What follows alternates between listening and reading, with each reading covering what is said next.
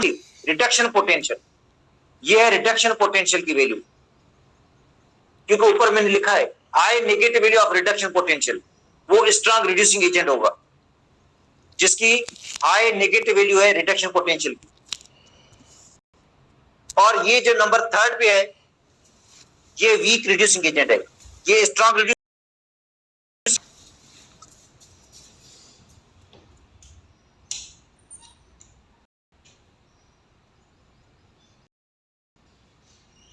ये strong reducing agent और ये क्या,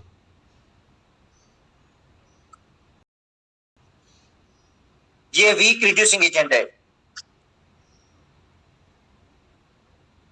तो स्ट्रांग रिड्यूसिंग एजेंट फोर्थ होगा। अच्छा, दूसरा तरीका क्या है इसको, high positive value of oxidation potential. अब हम इनकी मालूम करते हैं ऑक्सीडेशन पोटेंशियल। देखो सेकंड क्या है, high positive value of oxidation potential. अगर इनकी ऑक्सीडेशन पोटेंशियल आपको गिवन है तो नंबर 1 पे है जिंक, तो जिंक की लेंगे ऑक्सीडेशन पोटेंशियल।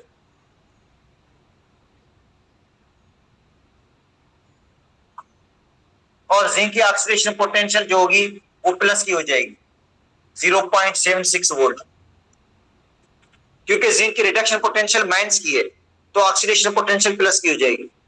सेकंड नंबर पे है निकिल, निकिल सॉलिड, इससे निकिल आयन बन गया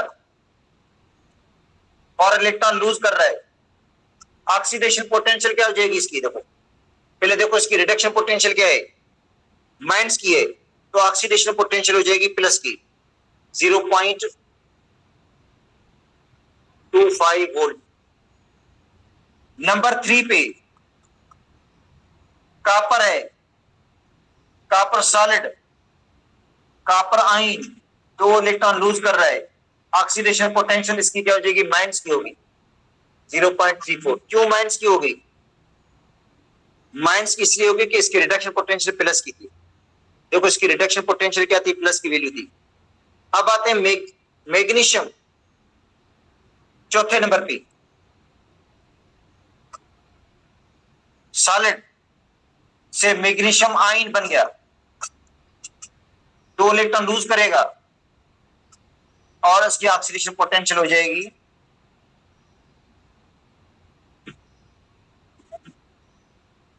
प्लस की 2.34 वोल्ट।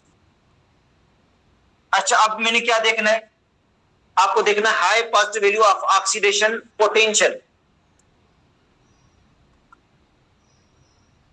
अब रिड्यूसिंग पावर को देखो, रिड्यूसिंग पावर सबसे ज्यादा किसका होगा, क्योंकि यहां पे आपको ऑक्सीडेशन पोटेंशियल अब गिवन है, अब आपको रिडक्शन पोटेंशियल नहीं है, ऑक्सीडेशन पोटेंशियल को देखकर डिसाइड करना है।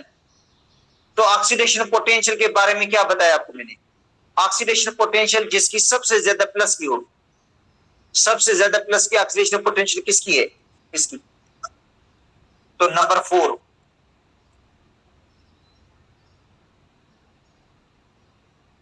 नंबर 4 की रिड्यूसिंग पावर सबसे ज्यादा है, नंबर 4 का रिड्यूसिंग पावर सबसे ज्यादा है। उसके बाद नंबर 1 का है, प्लस की वैल्यू है, देन नंबर 2, देन नंबर 3, तो जवाब तो वही सेम आ गया। इसमें भी हमने क्या निकाला था, हमने वही जवाब निकाला था। अच्छा, यहां पे किसको देखा हमने, हमने देखा रिडक्शन पोटेंशियल, रिडक्शन को पोटेंशियल को देखकर हमने जवाब निकाला था, रिडक्शन पोटेंशियल को देखा और जवाब हमने निकाला। और अब किसको देखा हमने, अब देखा ऑक्सीडेशन पोटेंशियल को, जवाब निकाला, जवाब दोनों में सेम आ गया। ये स्ट्रांग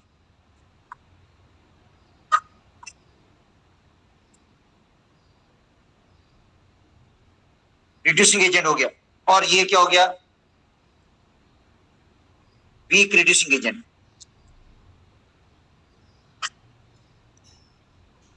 आपको कहा जाता है स्ट्रांग रिड्यूसिंग एजेंट कौन है, तो आप कहेंगे मैग्नीशियम। तो इसका मतलब है सबसे ज्यादा मैग्नीशियम है। मैग्नीशियम के बाद कौन आएगा, नंबर 1 जिंक आएगा। जिंक के बाद कौन आएगा, जिंक के बाद निकिल आएगा। निकिल के बाद कौन आएगा, कापर आएगा। और कापर वीक रिड्यूसिंग एजेंट है। तो ये क्वेश्चंस आते हैं कि इनमें से स्ट्रांग ऑक्सीडाइजिंग एजेंट बता दो या स्ट्रांग रिड्यूसिंग एजेंट बता दो। अब आते हैं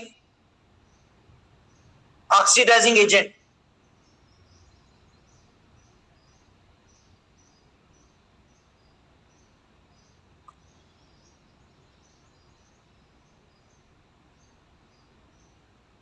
ऑक्सीडाइजिंग एजेंट, हालांकि मैं डेफिनेशन आपको पहले बता चुका हूं। ऑक्सीडाइजिंग एजेंट की डेफिनेशन क्या है और रिड्यूसिंग एजेंट की डेफिनेशन क्या है। देखो,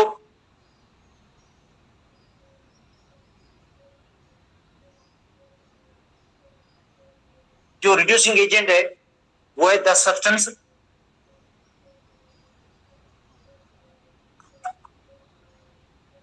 which oxidize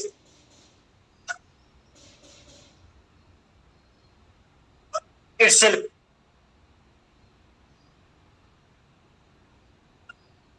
and reduce others। अपने आप को ऑक्सीडाइज करे और रिड्यूस करे दूसरों को। तो सबसे पहले अपने आप को ऑक्सीडाइज कौन करेगा इनमें, मैग्नीशियम। सबसे पहले ऑक्सीडाइज अपने आप को कौन करेगा, मैग्नीशियम करेगा। और इनमें वीक रिड्यूसिंग एजेंट कौन होगा, कॉपर होगा। अब आते हैं oxidising agent. The substance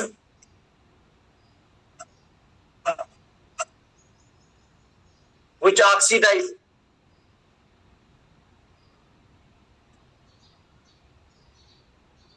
others, others को ऑक्सीडाइज करे एंड रिड्यूस इटसेल्फ, अपने आप को रिड्यूस करे। तो ऑक्सीडाइजिंग एजेंट की निशानी क्या होगी, number 1 high positive value of reduction potential.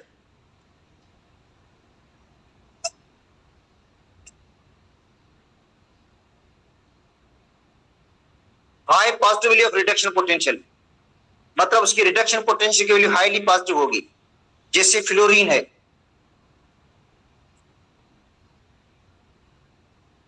दो इलेक्ट्रॉन गेन करके फ्लोराइड आयन में तब्दील हो जाता है। देखो, फ्लोरीन है जो 2 इलेक्ट्रॉन गेन करके किस में तब्दील हो गया, फ्लोराइड आयन के अंदर। और इसकी जो रिडक्शन पोटेंशियल की वैल्यू है वो सबसे ज्यादा प्लस की है, 2.87 वोल्ट। इसका मतलब है फ्लोरीन से ज्यादा कोई भी स्ट्रॉन्ग ऑक्सीडाइजिंग एजेंट नहीं है। फ्लोरीन से ज्यादा कोई भी स्ट्रॉन्ग ऑक्सीडाइजिंग एजेंट है ही नहीं। फ्लोरीन सबसे स्ट्रॉन्ग है। तो high positive value of reduction potential. दूसरी डेफिनेशन क्या हो सकती है, इसको उलट करके देखो तो जब high positive value reduction potential की हो तो क्या होगा, high negative value.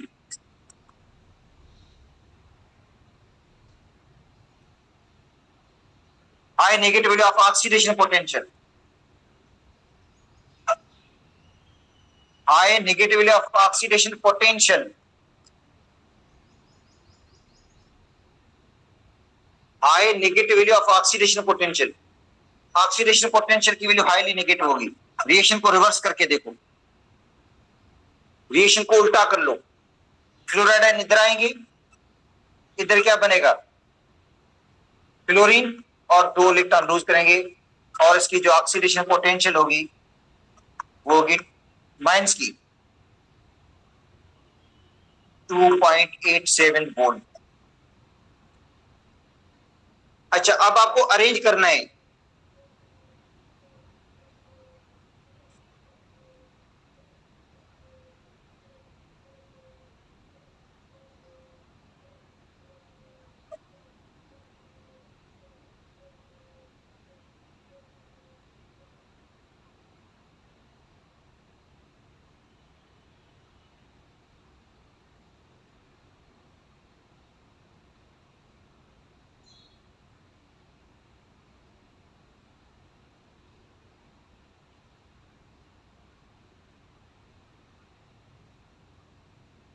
Oxidising power के अंदर अरेंज करना है इनको, ऑक्सीडाइजिंग पावर के हवाले से अरेंज करना है। तो उसके लिए दो चीजें देखी जाती हैं। एक तो देखेंगे हम रिडक्शन पोटेंशियल, रिडक्शन पोटेंशियल जिसकी सबसे ज्यादा प्लस की होगी, रिडक्शन पोटेंशियल की वैल्यू जिसकी सबसे ज्यादा प्लस की होगी वो स्ट्रांग ऑक्सीडाइजिंग पावर होगा, उसका ऑक्सीडाइजिंग पावर ज्यादा होगा उसका, समझे, वो स्ट्रांग ऑक्सीडाइजिंग एजेंट होगा। तो अब उसमें नंबर 1 पे है एजी आइन, एक इलेक्ट्रॉन गेन कर देता है, एजी में तब्दील हो जाता है 0। इसका रिडक्शन जो रिडक्शन पोटेंशियल है वो 0.80 वोल्ट है। नंबर 2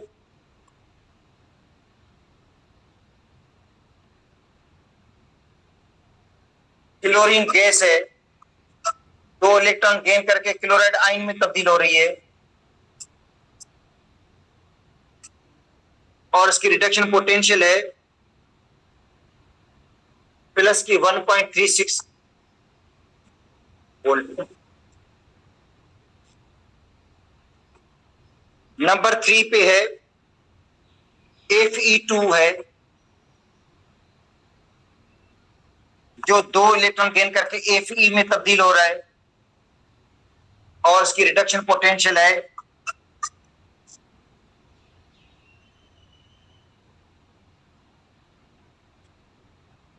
माइनस की 0.44 वोल्ट।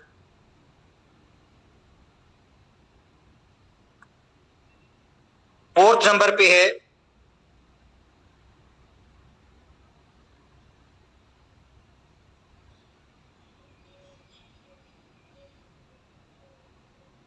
MnO2,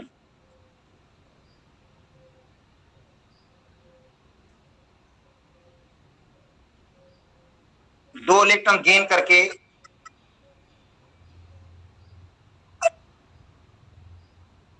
Mn2 आयन में तब्दील हो रहा है और इसकी रिडक्शन पोटेंशियल है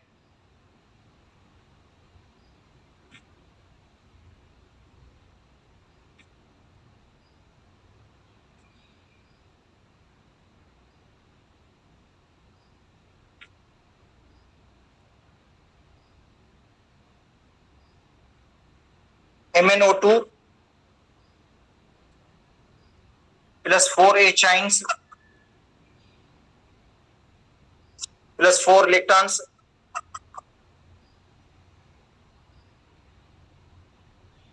4 इलेक्ट्रॉन नहीं होंगे, 2 इलेक्ट्रॉन्स होंगे। Mn2 बन रहा है और प्लस में 2 वाट मारी और इसकी रिडक्शन पोटेंशियल आपको दी गई है 1.28 volt.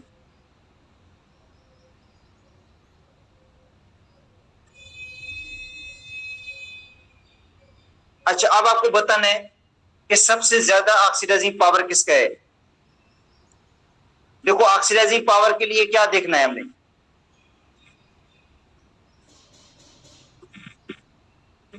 High positive value of reduction potential. देखो, high positive value of reduction potential, तो high positive value of reduction potential किसकी है, ऑक्सीडाइजिंग पावर।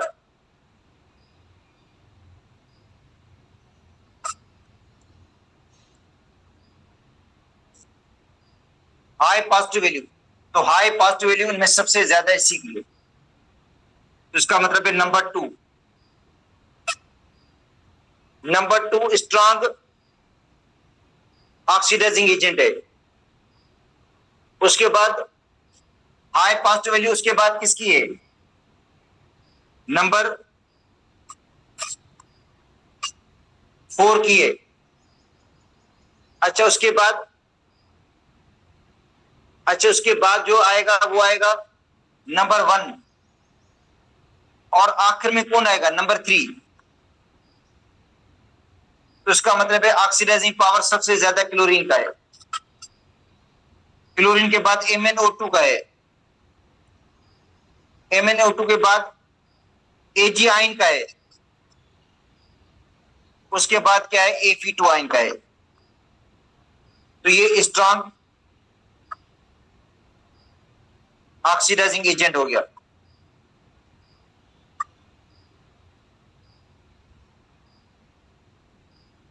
और ये क्या हो जाएगा, वीक ऑक्सीडाइजिंग एजेंट होगा।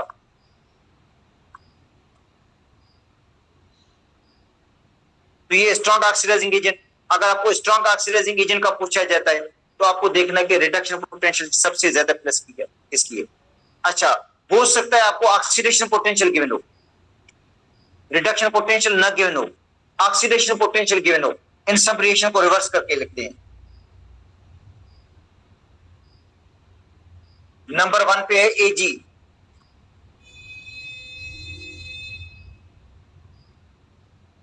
Ag आयन बन गया,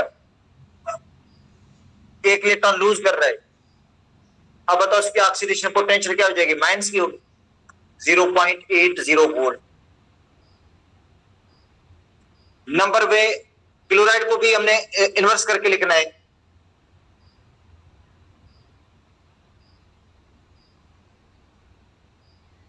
क्लोराइड आयन क्लोरीन गैस बन गया, 2 इलेक्ट्रॉन लूज कर रहा है। अब इसकी ऑक्सीडेशन पोटेंशियल, उसकी भी साइन देखो चेंज हो जाएगी। ये वैल्यू प्लस की अब क्या हो जाएगी, माइनस की हो जाएगी 1.36 वोल्ट। नंबर 3 पे कौन आया, नंबर 3 पे, नंबर 3 पे Fe2 है।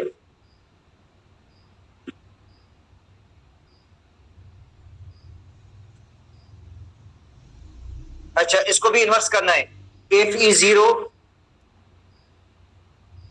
Fe2 2 इलेक्ट्रॉन, ऑक्सीडेशन पोटेंशियल इसकी 0.44 वोल्ट है। नंबर 4 को भी हमने इन्वर्स करके लिखना है। नंबर 4 को इन्वर्स करोगे तो ये हो जाएगा Mn+2 ion, 2 water molecule, MnO2, 4 hydrogen ions, और 2 इलेक्ट्रॉन लूज होंगे, इलेक्ट्रॉन 2 ही लूज होंगे। और इसकी जो ऑक्सीडेशन पोटेंशियल है वो हो जाएगी -1.28 वोल्ट। अच्छा, तो ये ऑक्सीडेशन पोटेंशियल है। तो अगर आपको देखना है ऑक्सीडाइजिंग पावर,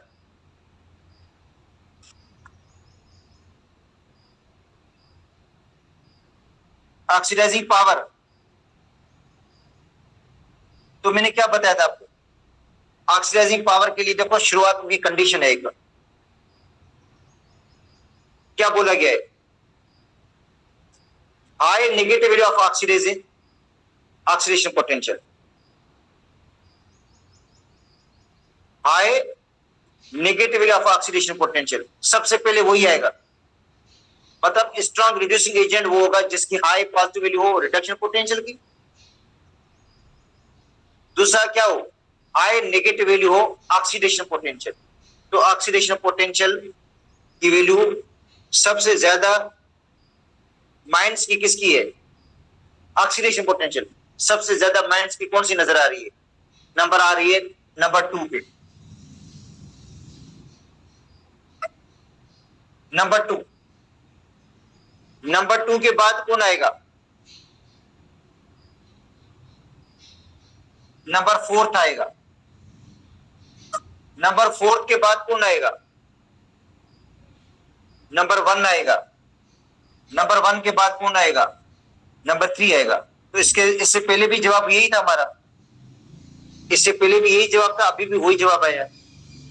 तो इसका मतलब है हम रिडक्शन पोटेंशियल को भी देकर बता सकते हैं, ऑक्सीडेशन पोटेंशियल को भी देकर हम बता सकते हैं कि ऑक्सीडाइजिंग एजेंट कौन होगा और रिड्यूसिंग एजेंट स्ट्रॉन्गेस्ट कौन होगा। मतलब कौन ऑक्सीडाइज होगा, कौन रिड्यूस होगा।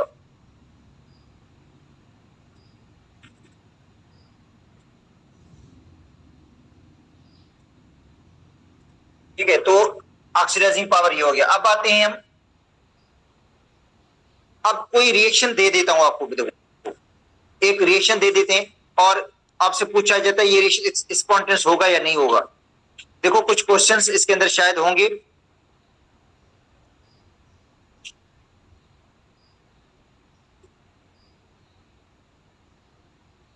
या नहीं है तो भी मैं आपको अपनी तरफ से करवा लेता हूं कुछ questions.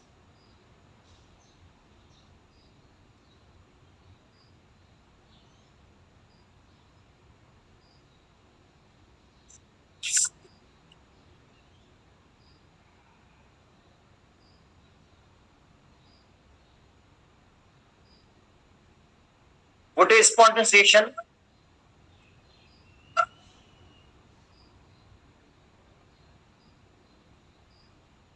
occur between copper atom and zinc ion। Question हो जाता है क्या स्पॉन्टेनियस रिएक्शन होगा कॉपर एटम और जिंक आयन के दरमियान? अगर कॉपर एटम लें और जिंक आयन लें तो इनके दरमियान कोई रिएक्शन स्पॉन्टेनियस होगा या नहीं होगा? होगा रिएक्शन स्पॉन्टेनियस। एक जवाब आया यस में, एक आया नो में। चले हम देखते हैं, कॉपर एटम है और जिंक आयन है। अब क्या होगा, कॉपर एटम और जिंक आयन के दरमियान रिएक्शन होगा या नहीं होगा? स्पॉन्टेनियस रिएक्शन, कॉपर एटम और जिंक आयन। अच्छा अब क्या होगा, कॉपर ऑक्सीडाइज हो जाएगा और जिंक रिड्यूस हो जाएगा। ज़ाहिर है कॉपर ऑक्सीडाइज होगा तभी तो जिंक रिड्यूस होगा, तभी इनके दरमियान रिएक्शन होगा। अब हम देखते हैं पॉसिबल है या नहीं। इसका मतलब है ये बता रहा है कि कॉपर के अंदर ऑक्सीडेशन हुई है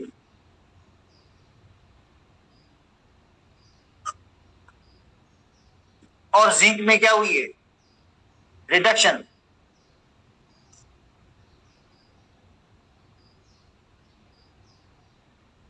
अच्छा आपको पता है कि जो रिडक्शन पोटेंशियल है, इधर देखो, ई सेल, जो ई सेल है वो होता है ई कैथोड माइनस ई एनोड। अच्छा कैथोड पे हमेशा रिडक्शन होती है,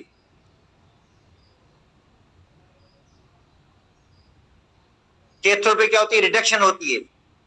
तो रिडक्शन किस में हो रही है, जिंक में हो रही है। देखो रिडक्शन हो रही है जिंक के अंदर, जिंक में हो रही है रिडक्शन। तो जिंक की वैल्यू माइनस 0.76 है वोल्ट। देखो इसमें रिडक्शन जिंक में हो रही है तो कैथोड पर जिंक जाएगा, zinc reduction potential minus, copper anode पे जा रहा है तो कॉपर की रिडक्शन पोटेंशियल है माइनस, सॉरी कॉपर की रिडक्शन पोटेंशियल होती है 0.34 वोल्ट। जिंक गया कैथोड पर, कॉपर गया एनोड पर। देखो जिंक कहां पे गया, कैथोड पर गया। ये रिडक्शन हमेशा कैथोड पे होती है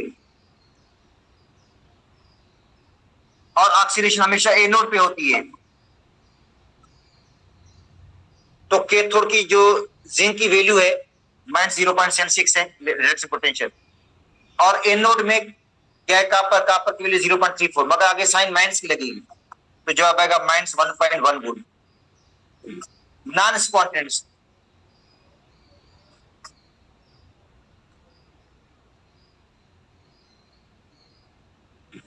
अगर इस सेल का जवाब नेगेटिव का आया तो उसका मतलब रिएक्शन नॉन स्पॉन्टेनियस है। अगर ई सेल का जवाब नेगेटिव का आया है तो इसका मतलब रिएक्शन इसका नॉन स्पॉन्टेनियस, स्पॉन्टेनियस रिएक्शन नहीं होगा। अच्छा अगर इस तरह क्वेश्चन हो,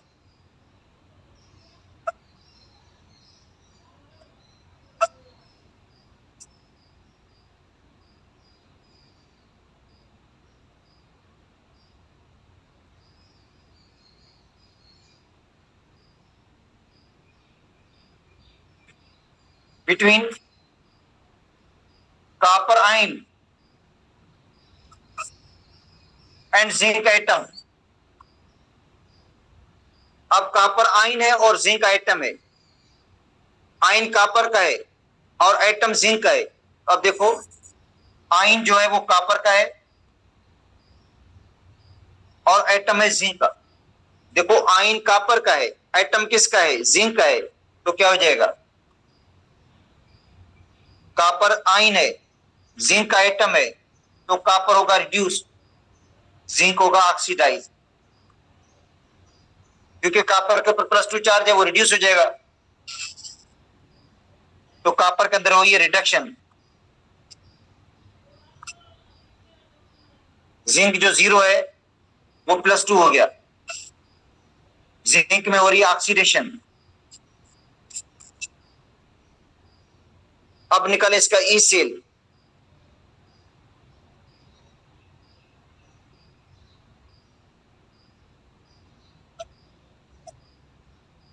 तो ई सेल निकालते हैं, ई कैथोड माइनस ई एनोड। अच्छा कैथोड पे क्या हो रही है, रिडक्शन, और इस बार रिडक्शन हो रही है कॉपर के अंदर। रिडक्शन देखो किस में हो रही है, कॉपर के अंदर, तो कॉपर की वैल्यू क्या होगी, 0.34 होगी। कॉपर की वैल्यू क्या होगी, 0.34, कॉपर की वैल्यू 0.34 है। अच्छा और जिंक में क्या हो रही है, ऑक्सीडेशन, जिंक एनोड पर गया, तो जिंक की रिडक्शन पोटेंशियल है -0.76, माइनस माइनस क्या हो जाएंगे, प्लस हो जाएंगे, तो 0.34 प्लस 0.76, 1.1 वोल्ट, तो स्पॉन्टेनियस हो गया।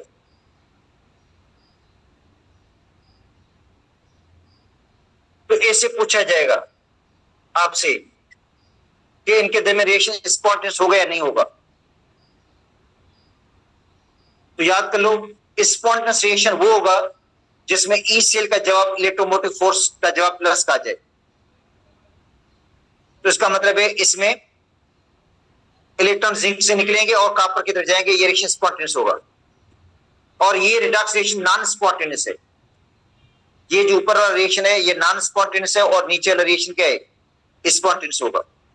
अच्छा तो जीटी का सिलेबस आपको मैं बता देता हूं। आज मुझे एक्स्ट्रा क्लास रखनी है आप लोगों की इवनिंग के अंदर, क्योंकि जीटी के अंदर मैं चाहता हूं पूरा ये चैप्टर दे दूं, पूरा चैप्टर देना है मुझे। तो कुछ क्वेश्चंस की प्रैक्टिस भी करवानी है आप लोगों को इलेक्ट्रो पोटेंशियल के हवाले से, और कुछ आगे टॉपिक भी पढ़ाने हैं। तो ये जो नेक्स्ट 2-3 दिन होंगे उसमें मैं चाहता हूं कि डबल क्लास आपकी ले लूंगा इवनिंग के अंदर। तो इवनिंग का मैं आपको टाइम बता दूंगा, तो आप ग्रुप में थोड़ा देखते रहना मैसेज वगैरह को, आपको टाइम मैं बता देता हूँ, तो उसी टाइम पे आप क्लास ले लेना। और उसके अंदर कुछ क्वेश्चंस की हम प्रैक्टिस भी कर लेंगे, ठीक है, पुराने एमसीक्यूज हैं उनकी प्रैक्टिस भी कर लेंगे, और कोई नया टॉपिक हम पढ़ भी लेंगे, क्योंकि बाकी जो टॉपिक आपके बचते हैं उनमें इलेक्ट्रोकेमिकल सीरीज बचता है, इलेक्ट्रोकेमिकल सीरीज हमने पढ़ना है, और इलेक्ट्रोकेमिकल सीरीज से रिलेटेड कुछ क्वेश्चंस भी करने हैं हमने। इसके अलावा बैटरीज के बारे में पढ़ना है, जो प्राइमरी सेल, सेकेंडरी सेल, इनके बारे में भी हमने पढ़ना है। तो टाइमिंग बता दूंगा आपको मैं क्लास की ग्रुप के अंदर।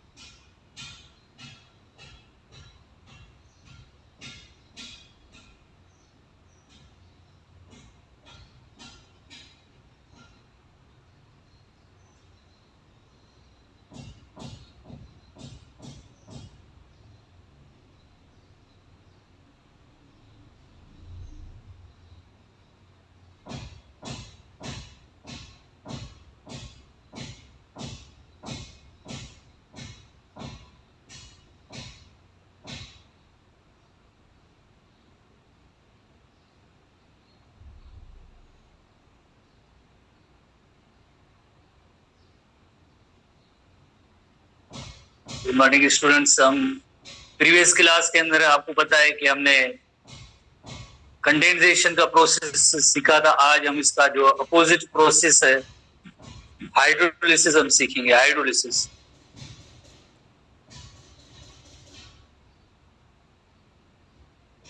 अच्छा, हाफ इंट्री टेस्ट के स्टूडेंट्स के लिए थोड़ी सी एक जस्ट मेरी तरफ से इंफॉर्मेशन ये है, तो आप पूछते हैं कि पीडीएफ एक दो टॉपिक चलेंगे तो मैं आपको पीडीएफ नोट्स की सूरत में पॉइंट्स देता हूँ। डेली बेसिस पे मैं नहीं ऐसी प्रोवाइड कर सकता हूँ, और एक दो दिन टॉपिक चलेंगे तो फिर उसका जो है कलेक्टिवली एक पीडीएफ आएगा पॉइंट्स की सूरत में। ये रिटन में ऐसा नहीं, मेरे अलग से एक तरह के जो पॉइंट्स होंगे, अंडरलाइन होंगे, हाईलाइटेड होंगे। तो डेली बेसिस पे आप डिमांड ना किया करें, हमारा काम है, जरूर हम आपको पीडीएफ प्रोवाइड करेंगे, बट थोड़ा सा टॉपिक चले आगे उसके बाद होगा। बाकी जिसको अगर थोड़ी बहुत नोटिंग यहाँ से लेनी है तो स्क्रीनशॉट मेरे लेते जाएं, आप स्क्रीनशॉट लेते जाएं, जो भी चल रहा है स्क्रीनशॉट रखें, तब तक आपको पीडीएफ मिल जाएगा एक दो दिन में। तो हाइड्रोलिसिस, हाइड्रो लफ्ज का मतलब होता है वाटर, और लाइसिस का मतलब होता है ब्रेक डाउन, ब्रेकिंग डाउन।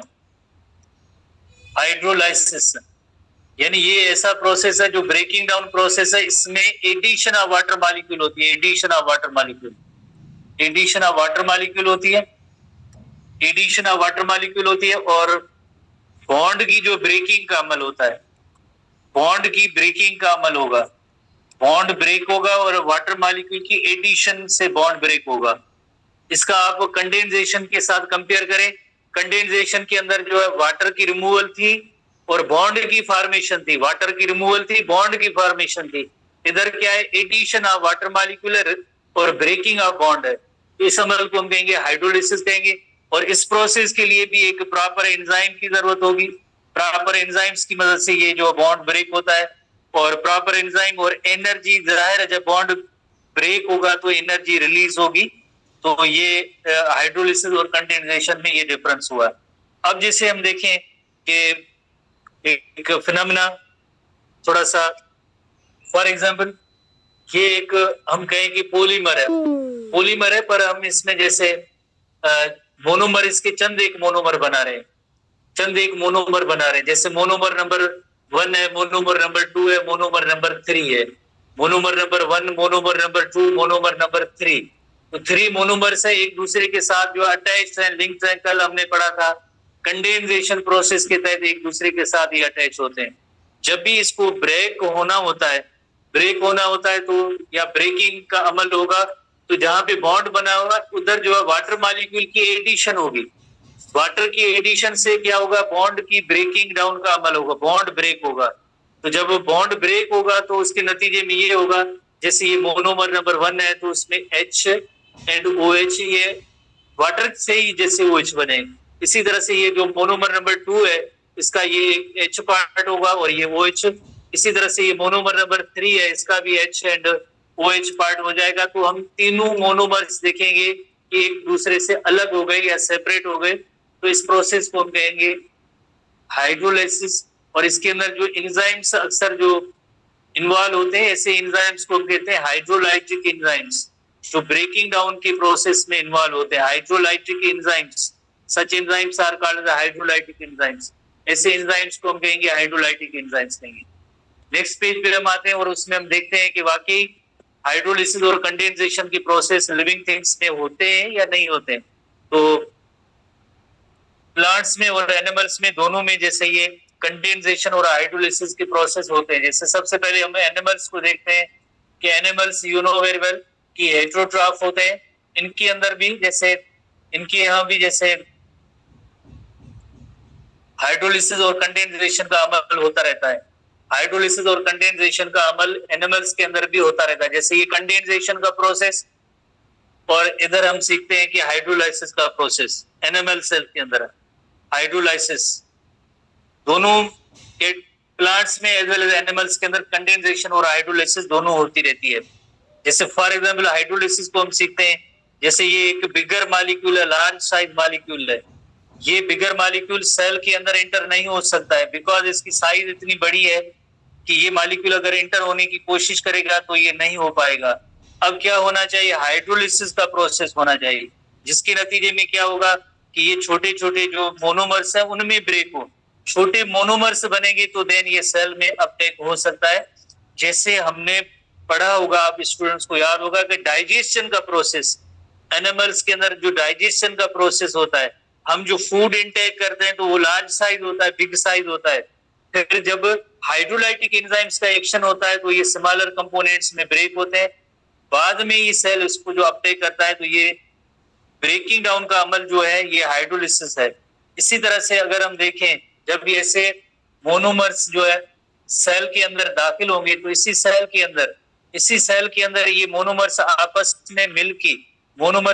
में मिलके कोई पॉलीमर बना सकते हैं, न्यू प्रोटीन बना सकते हैं। जैसे हम एग्जाम्पल लेते हैं कि ये जो अमाइनो एसिड्स है, ये डिफरेंट अमाइनो एसिड्स आपस में मिलके ये प्रोटीन बना सकते हैं। तो न्यू स्ट्रक्चर बनी है, लार्ज स्ट्रक्चर बनी है, ये इस प्रोसेस को हम कहेंगे कंडेंसेशन या डिहाइड्रेशन सिंथेसिस। और जो पहले से एक बिगर मॉलिक्यूल था उसको छोटे छोटे मॉलिक्यूल्स में ब्रेक जो हुआ है, जो जिसने भी प्रोसेस ने किया है, उस प्रोसेस का नेम होगा हाइड्रोलाइसिस। और जो छोटे ऐसे मोनोमर्स आपस में मिलके वापस जो है बिगर molecule, large size molecule polymer बना है, तो इस प्रोसेस को हम कहेंगे कंडेंसेशन कहेंगे। अब हम प्लांट्स की तरफ आते हैं कि वाकई प्लांट्स के अंदर कोई ऐसा प्रोसेस हो रहा है या नहीं हो रहा है। तो प्लांट्स के अंदर भी हाइड्रोलिसिस और कंडेंसेशन के अमल जो होते रहते हैं। जैसे हम एक छोटी इलस्ट्रेशन बनाते हैं, जैसे ये प्लांट्स के अंदर जो लीव्स होते हैं, आपको पता है जहां पे फोटोसिंथेसिस का अमल